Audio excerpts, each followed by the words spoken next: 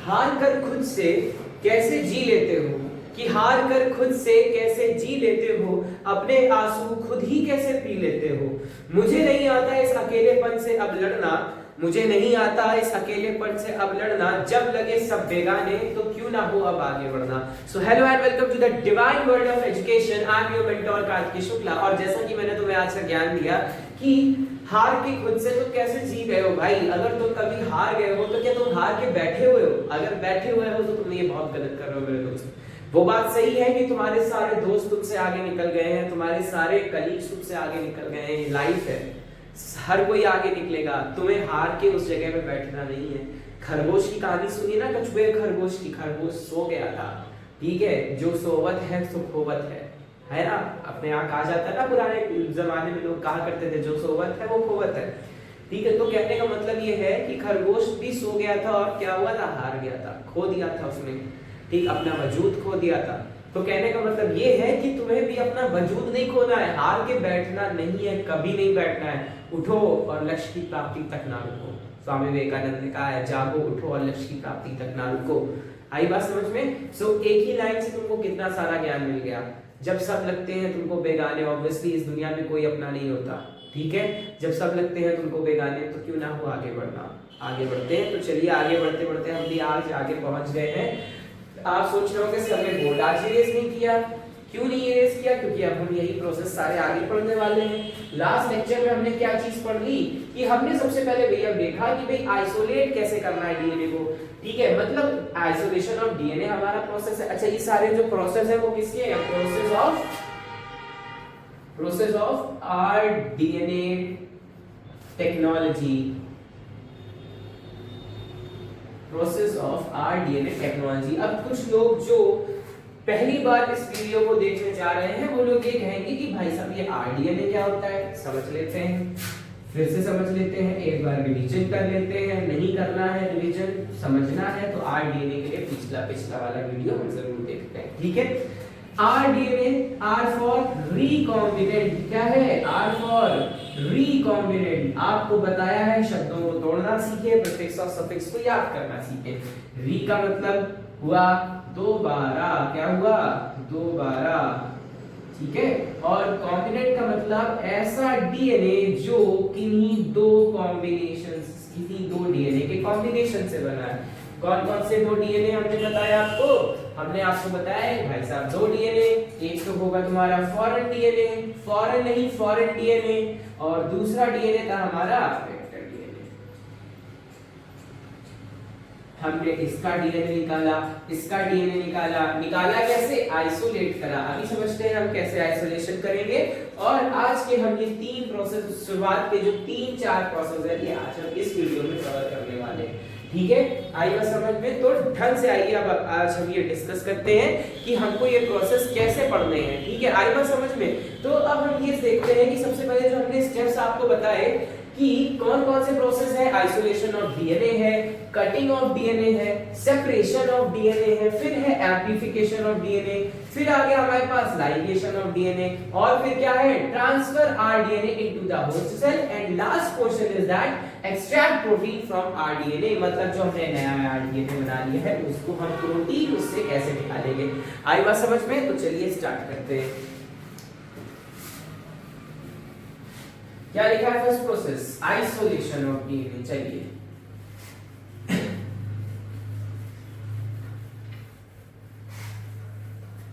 DNA के isolation का एक तरीका मैंने अपने YouTube चैनल पे भी अपलोड कर रखा है। हमारे YouTube चैनल पे एज अ शॉर्ट अपलोड किया, मैंने अपने स्कूल में करवाया था जहां पे मैं पढ़ा रहा हूँ, ठीक है। तो चलिए देखते हैं आइसोलेशन ऑफ डीएनए क्या है। आइसोलेशन ऑफ डीएनए, चलिए आइसोलेशन का डीएनए, आइसोलेशन का मतलब होता है डीएनए को इजीली आइसोलेट करना। आइसोलेट करना मतलब डीएनए को बाहर निकालना किसी भी चीज से, ठीक है। क्या करा जाएगा? सबसे पहले प्रोसेस क्या है डीएनए आइसोलेशन का? सबसे पहले हम कोई भी हमने सब्सटेंस ले लिया, उसके बाद हम क्या करेंगे? सबसे पहले अब जैसे बैक्टीरिया है अगर, तो बैक्टीरिया में सबसे पहले क्या होगी? उसकी सेल की वॉल होगी, ठीक है। सबसे पहला प्रोसीजर है ब्रेकिंग ऑफ सेल वॉल। सबसे पहले हम उसकी सेल वॉल को ब्रेक करेंगे, क्या करेंगे, breaking of cell wall, then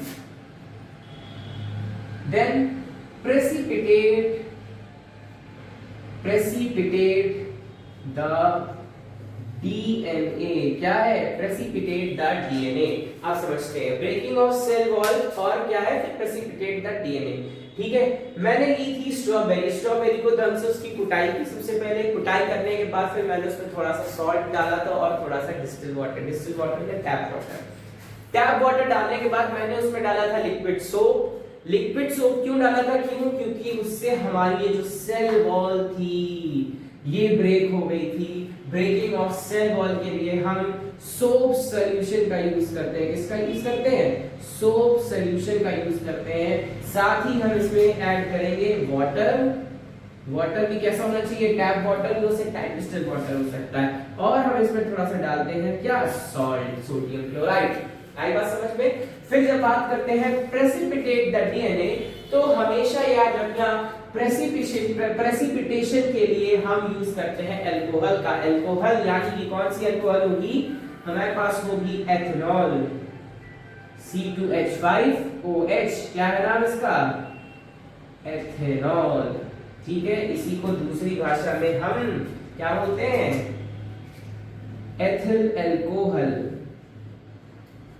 एक तुम लोगों से मैं आज केमिस्ट्री का क्वेश्चन पूछता हूं, What happens when, क्या होगा जब हम अल्कोहल को ऑक्सीडाइज कर दें, अल्कोहल के ऑक्सीडेशन रिएक्शन में फिर क्या बनेगा। दो सवाल मैंने तुमसे पूछे कि क्या हो अगर हम C2H5OH को का हम करा दें ऑक्सीडेशन, और दूसरा सवाल ये कि हम अल्कोहल फैमिली का या C2H5OH का करा दें रिडक्शन। ठीक है, बताओ क्या बनेगा, कमेंट सेक्शन में मुझे बताना। इसका आंसर तुमको मिलेगा अगली वीडियो में। ठीक है, आई बात समझ में। चलो, ये हमारे कोर्स का नहीं था, केमिस्ट्री का क्वेश्चन नॉर्मल मैंने तुमसे पूछ लिया, अल्कोहल, फिनॉल, ईथर, ये तुम्हारे ग्रुप का चैप्टर है ना।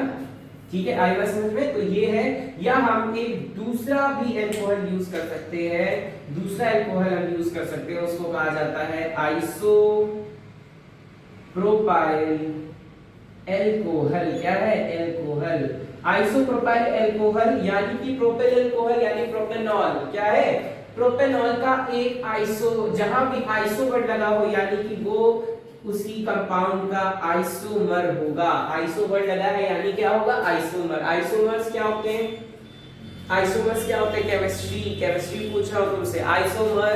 अच्छा, एक टर्म यहीं से एक और टर्म आता है जिसको कहा जाता है आइसोमेरिज्म। क्या कहा जाता है, आइसोमेरिज्म। ठीक है, ये सब पढ़ते चलो भैया, बहुत इंपॉर्टेंट है। बोर्ड एग्जाम में केवल बायोलॉजी तो आएगी नहीं, सब चीजें आएंगी। तो हाँ, प्रेसिपिटेशन के लिए हमने क्या बताया आपको, कौन कौन सी चीजें यूज होंगी, एक तो ये एथेनॉल था और दूसरा क्या था हमारे पास, आइसोप्रोपिल अल्कोहल। जैसे ही हम अपने एक्सट्रैक्ट में अल्कोहल ऐड करेंगे 5 से 7 मिनट में सारा डीएनए जो होगा वो सरफेस पर आ जाएगा। सारा डीएनए जब सरफेस पर आ जाता है तो हम एक थर्ड प्रोसीजर यूज करते हैं, एक थर्ड प्रोसीजर या एक थर्ड प्रोसेस यूज करते हैं, उसको हम नाम देते हैं भैया क्या, स्पूलिंग। क्या नाम देते हैं, स्पूलिंग नाम देते हैं। क्या नाम देते हैं, स्पूलिंग नाम देते हैं। ठीक है, स्पूलिंग क्या होती है, एक स्पून लाइक स्ट्रक्चर होता है जो, जिसमें स्पून का मतलब ये नहीं होता है।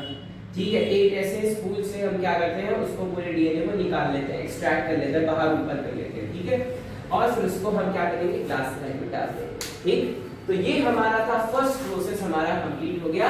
हमने सबसे पहले क्या किया, डीएनए को आइसोलेट कर लिया। चलिए अब आते हैं सेकंड प्रोसेस की तरफ। क्या था हमारा सेकंड प्रोसीजर, सेकंड प्रोसेस हमारे पास है, अब ध्यान से सुनते हैं। ठीक है, हमने सबसे पहले क्या किया, डीएनए को आइसोलेट कर लिया। अब हम दूसरी चीज करेंगे, इसको क्या करना है, हमें कट करना है, cutting the DNA,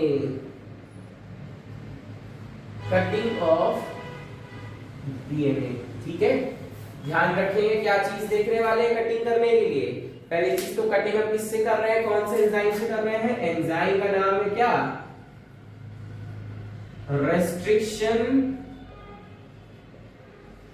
restriction endonuclease enzyme, कौन सा एंजाइम? एंडोन्यूक्लियेज एंजाइम की मदद से हम क्या करने जा रहे हैं? कटिंग करने जा रहे हैं डीएनए की। ठीक है, हमारे पास डीएनए इस फॉर्म में हमको मिल गया। ठीक है, अब हम यूज करेंगे रेस्ट्रिक्शन एंडोन्यूक्लियस एंजाइम और इसको क्या करेंगे? कट कर देंगे।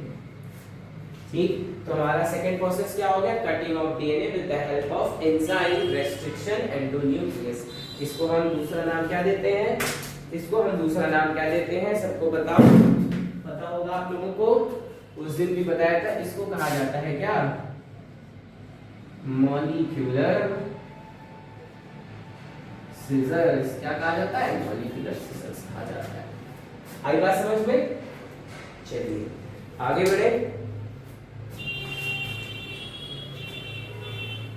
अब आगे हम एक मेथड यूज करने वाले हैं जिसका नाम है फ्रैगमेंटेशन ऑफ डीएनए। क्या है?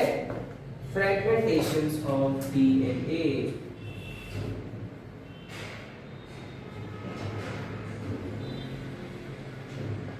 इसी को हम कहते हैं डीएनए का सेपरेशन। क्या कहते हैं? Separation of DNA. चलिए थोड़ा प्रीवियस क्लासेस में लेकर चलते हैं। चैप्टर का नेम है मॉलिक्यूलर बेसिस ऑफ इनहेरिटेंस और टॉपिक है डीएनए फिंगरप्रिंटिंग। याद करो, डीएनए फिंगरप्रिंटिंग लास्ट लेक्चर था उस पूरी सीरीज का, उस पूरी प्लेलिस्ट का। तो उसमें हमने समझाया था कि जेल इलेक्ट्रोफोरेसिस नाम की एक चिड़िया है, या कह लो एक मशीन है, या कह लो एक प्रोसेस है। ठीक है, क्या है? जेल, ये थर्ड पॉइंट आ गया ना हम लोगों का। जेल इलेक्ट्रोफोरेसिस, जेल इलेक्ट्रोफोरेसिस समझते हैं इसको। ठीक है, चलिए जेल इलेक्ट्रोफोरेसिस की मैकेनिज्म अब बोलने जा रही है। हमने क्या बताया? सेपरेशन करना है। ठीक है, क्या करना है? हमें सेपरेशन करना है। तो जेल इलेक्ट्रोफोरेसिस में बेसिकली क्या किया जाएगा? सबसे पहले आपको बताया था एक न्यूट्रिएंट मीडियम लिया जाता है।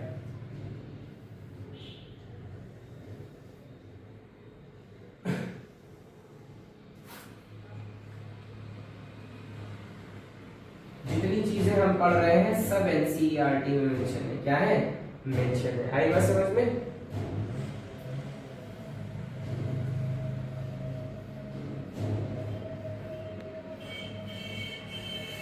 चलिए देखते हैं क्या किया गया। ये इसमें बना दिए गए 3 वेल।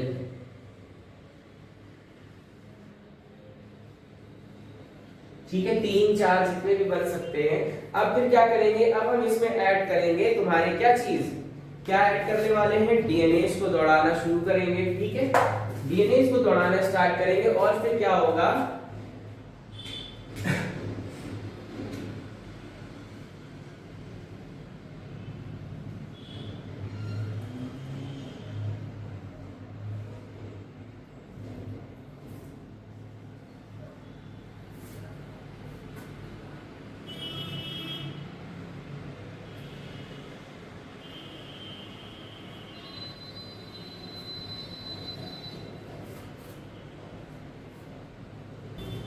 ठीक है, अब देखेंगे क्या हुआ कि ये जो आप रेड कलर के, बेसिकली ये ऑरेंज कलर है, मेरे पास रेड ही मार्कर है, तो ऑरेंज को मार्कर आता भी नहीं, आता भी नहीं, मुझे नहीं पता। ठीक है, क्या करा हमने? इसमें हम क्या करते हैं? एक जेल डालते हैं। आपको पहले भी मैंने बताया था। इसमें क्या करेंगे? हम एक जेल डालेंगे और वो जेल कैसा होगा? एगरोस जेल होता है। कैसा जेल होता है? एगरोस जेल होता है। ठीक है, एगरोस जेल होता है। ठीक, एगरोस जेल डालने के बाद क्या करते हैं? एग्रोस जेल में क्या होता है? एग्रोस जेल कहां से एक्सट्रैक्ट किया जाता है? लिख लेंगे, एक्सट्रैक्टेड फ्रॉम रेड एल्गी। किससे निकाला जाता है? रेड एल्गी से। आई बात समझ में? रेड एल्गी से एक्सट्रैक्ट किया जाता है हमारा ये एग्रोस जेल। ठीक है, और फिर हम क्या करते हैं? इसके साथ ही हम एक चीज और इसमें डालते हैं। जब ये एग्रोस जेल के सॉल्यूशन में फिर हम इसमें चार्ज में दौड़ाते हैं, पॉजिटिव से नेगेटिव की तरफ डीएनए अट्रैक्ट हो जाते हैं। ठीक है, और ऑरेंज कलर के तब दिखाई देते हैं, पहले एक चीज समझ लेना। फिर क्या करते हैं? हम इसमें डालते हैं एथिडियम ब्रोमाइड। क्या डालते हैं? एथिडियम ब्रोमाइड सॉल्यूशन होता है ये, एथिडियम ब्रोमाइड सॉल्यूशन फॉर किसके लिए? स्टेनिंग के लिए। किसके लिए डालते हैं? स्टेनिंग के लिए। स्टेनिंग का मतलब होता है रंगना। क्या होता है? रंगना। ठीक है, स्टेनिंग के लिए हम क्या डालते हैं? एथिडियम ब्रोमाइड डालेंगे, और साथ में हम इसमें एक चीज और करने वाले हैं जिसका नाम होता है यूवी लाइट। क्या? UV light. यूवी लाइट इसमें पास करेंगे। ठीक, तो हमको सीधे सीधे क्लियरली ऑरेंज कलर के डीएनए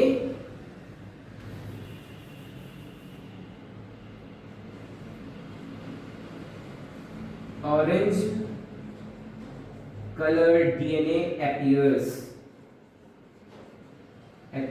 ठीक है, इससे ये हुआ कि छोटे डीएनए अलग हो गए। क्या हुआ? स्मॉल डीएनए जो थे वो अलग हो गए, और जो लार्ज डीएनए थे वो अलग हो गए। क्या हुआ? लार्ज डीएनए अलग हो गए। अब अगर हम चाहते हैं कि हमको इस छोटे डीएनए का यूज करना है तो हम छोटा डीएनए यूज करेंगे, बड़े डीएनए का यूज करना है तो हम बड़ा डीएनए यूज करेंगे। सो बेसिकली ये हो रहा था हमारे जेल इलेक्ट्रोफोरेसिस में। क्या हो रहा था? जेल इलेक्ट्रोफोरेसिस में ये चीज हो रही थी। यूवी लाइट दिखाई, एथिडियम ब्रोमाइड सॉल्यूशन से डीएनए को स्ट्रेन किया तो हमको दिखे बड़े डीएनए अलग हो गए, छोटे डीएनए अलग हो गए।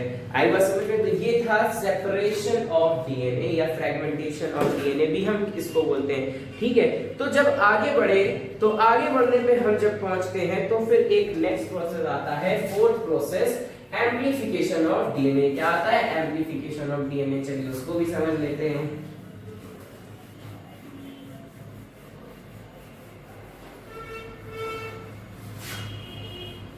Amplification of DNA.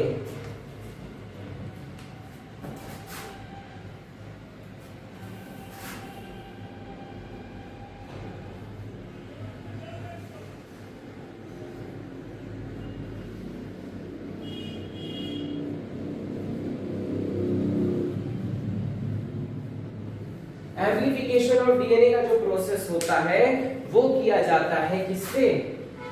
Bye PCR. चलिए समझते हैं क्या होगा। पीसीआर क्या होता है? पीसीआर का फुल फॉर्म होता है पॉलीमरेज चेन क्या रिएक्शन। Polymerase chain reaction. ठीक है, अब इसको हम दूसरे शब्दों में क्या कह सकते हैं? Photocopy machine for DNA. Photocopy of DNA. चलिए देखते हैं। सबसे पहले हमारे पास जैसे मान लीजिए डीएनए था, ठीक है, और हमने ले लिया ये वाला सेगमेंट था हमारे पास डीएनए का।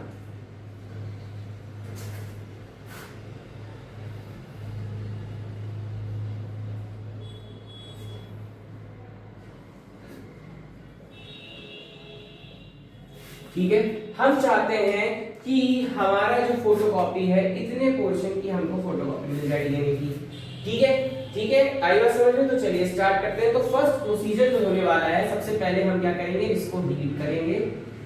हीट करने के बाद क्या करेंगे? इसको डीनेचर्ड कर देंगे। क्या कर देंगे? डीनेचर्ड। डीनेचर्ड में कैसे होगा? इस पहले ये जो बॉन्ड्स लगे हैं इसे इनको ब्रेक कर लिया जाएगा। ठीक है, इनको ब्रेक कर लिया जाएगा।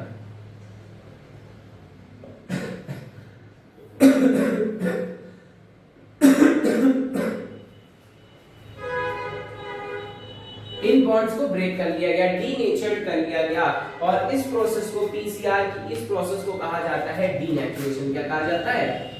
डीनेचुरेशन। क्या कहते हैं? डीनेचुरेशन कहते हैं।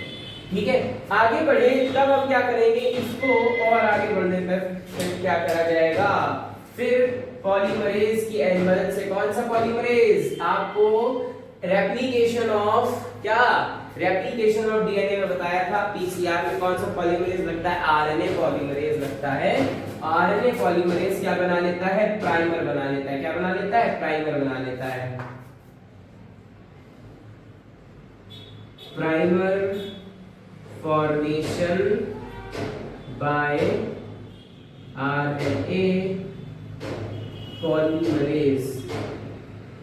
आई बात समझ में? Primer formation by RNA polymerase. चलिए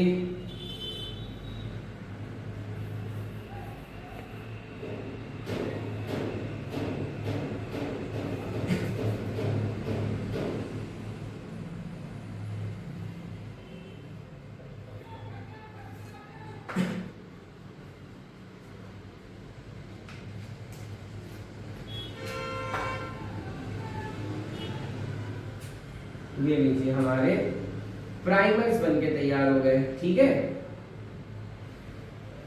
ओके, आई बात समझ में। आरएनए पॉलीमरेज ने नए प्राइमर्स बना लिए और नए प्राइमर्स बनने के बाद इस प्रोसेस को क्या कहा जाता है, क्या कहा जाता है, इसको कहा जाता है अनीलिंग। क्या कहते हैं? अनीलिंग। अनीलिंग के बाद एक लास्ट प्रोसीजर और होता है एक्सटेंशन का। एक्सटेंशन में यही जो डीएनए होते हैं इनकी 30 साइकिल्स चलती हैं, मतलब यही प्रोसेस जो होगा बार बार होगा और नए नए डीएनए की फोटोकॉपी बन जाती है। आगे बात समझ में। तो आज हमने 4 मेथड्स पढ़ लिए हमारे डीएनए के, रिकॉम्बिनेंट डीएनए के फॉर्मेशन के। आखिरी के 3 प्रोसीजर बचे हुए हैं। उन तीनों प्रोसीजर में क्या होने वाला है एक बार हम उसको भी बहुत जल्दी से समझ लेते हैं। ठीक है, उन तीनों प्रोसीजर में क्या होने वाला है उसको भी हम देख लेते हैं। ये हमारा आरडीएनए था। ठीक है, अब नेक्स्ट प्रोसीजर जो होगा वो होगा किसका?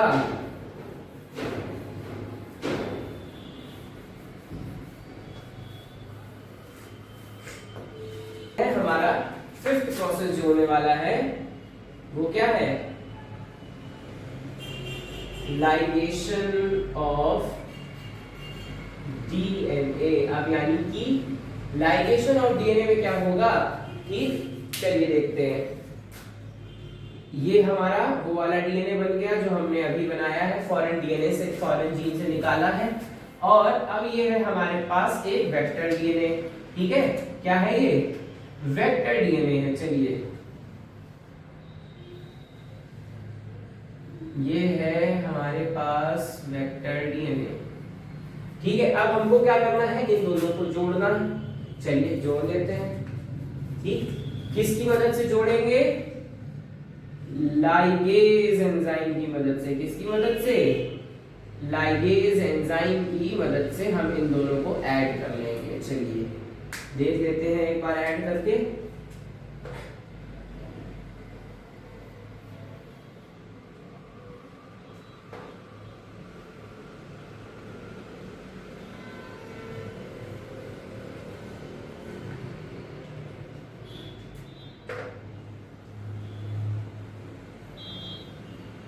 ठीक है, ऐड हो गए और किसकी मदद से ऐड हुए हैं? लाइगेज एंजाइम की मदद से इनको ऐड कर लिया है।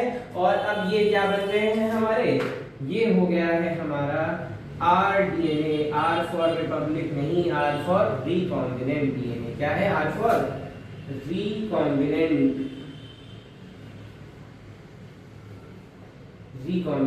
डीएनए। ठीक है, अब हम क्या करेंगे? इसको भी हम ट्रांसफर करते हैं किसमें? होस्ट सेल में। ठीक है, होस्ट सेल में ट्रांसफर करते हैं जो कि हमारी प्रोसेस नंबर क्या है? 6 है। क्या है? प्रोसेस नंबर 6 है। इसको भी जरा सही से लिख लेते हैं।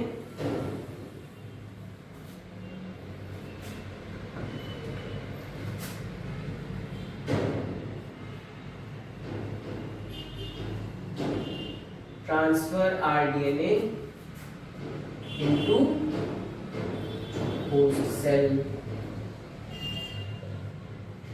ठीक है, होस्ट सेल में हम इसको इजीली क्या कर देंगे? ट्रांसफर कर देंगे। ट्रांसफर कर देंगे, कैसे कर देंगे? With the help of cloning vectors. ऐसे वेक्टर्स जो बहुत शीघ्र, अतिशीघ्र क्लोन बनाते हैं। ठीक है, क्लोनिंग वेक्टर्स की मदद से हम इसको ट्रांसफर कर देंगे। ठीक है, अब एक लास्ट प्रोसीजर जो बचेगा वो होगा एक्सट्रैक्शन ऑफ प्रोटीन। क्या होगा? Extraction of